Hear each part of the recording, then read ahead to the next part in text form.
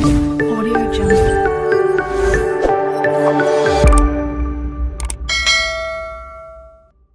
Hello everyone, Anwar Ayurveda में आपका स्वागत है। साथियों, आज की वीडियो में हम एक बहुत ही महत्वपूर्ण और उपयोगी विषय पर चर्चा करने वाले हैं, जिसे सुन करके आप बहुत ही आनंदित होंगे और आपको इस वीडियो से लकवा के बारे में बहुत ही सटीक और सही जवाब मिलेगा, क्योंकि हमारे साथ एक डॉक्टर साहब जुड़ चुके हैं और लकवा के बारे में पूरी जानकारी देने वाले हैं।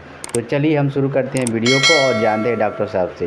तो डॉक्टर साहब, कृपया ये बताने की कृपा करें कि लकवा क्यों होता है, लकवा होने का कारण क्या है और लकवा होने के बाद से हम कौन कौन से घरेलू उपाय करके लकवा से बचाव कर सकते हैं। कृपया इसे डिटेल में बताने की कृपा करें। लकवा या स्ट्रोक के कई कारण हो सकते हैं, जैसे कि उच्च रक्तचाप, डायबिटीज, धूम्रपान, मोटापा और अनहेल्दी जीवन शैली। इसके अलावा कुछ आनुवंशिक कारण भी हो सकते हैं। लकवा हो जाने के बाद मरीज को आराम और सही देखभाल की जरूरत होती है। कुछ घरेलू उपाय इस प्रकार है। आयुर्वेदिक औषधि जैसे शंखपुष्पी और ब्राह्मी का सेवन मानसिक स्वास्थ्य के लिए फायदेमंद हो सकता है। फिजियोथेरेपी, लकवा के मरीजों के लिए फिजियोथेरेपी बहुत महत्वपूर्ण होती है। ये मांसपेशियों को मजबूत करने और गतिशीलता बढ़ाने में मदद करती है। 3. योग और प्राणायाम, ये मानसिक शांति और शारीरिक स्वास्थ्य में सुधार करने में सहायक होते हैं। संतुलित आहार, ताजे फल, सब्जियां और साबुत अनाज का सेवन करें। लकवा के मरीजों के लिए उचित देखभाल और चिकित्सीय सलाह लेना बहुत जरूरी है।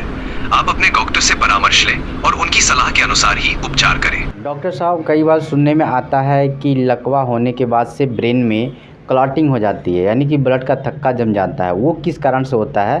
कृपया इसके बारे में डिटेल से बता दीजिए। लकवा या स्ट्रोक आमतौर पर मस्तिष्क में रक्त प्रवाह की रुकावट के कारण होता है।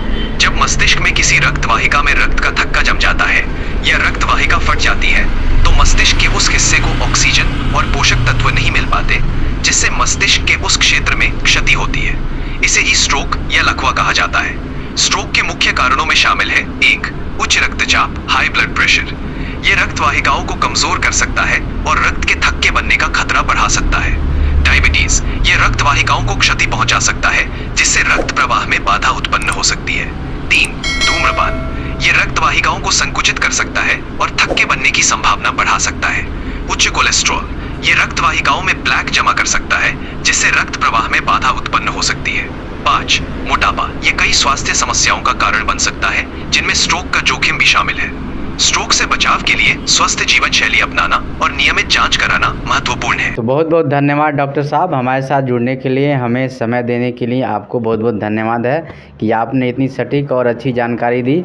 तो जाते जाते डॉक्टर साहब, आप हमारे दर्शकों को कृपया कुछ धन्यवाद दे के जाइए, ताकि वो अगली वीडियो में फिर आकर के आपकी वीडियो देखें और आपसे जानकारी प्राप्त करें। जरूर। आप सभी दर्शकों का दिल से धन्यवाद। आपकी पसंद और समर्थन ही हमें आगे बढ़ने की प्रेरणा देता है। अगली वीडियो में आप सभी से फिर मिलेंगे। तब तक के लिए खुदा हाफिज।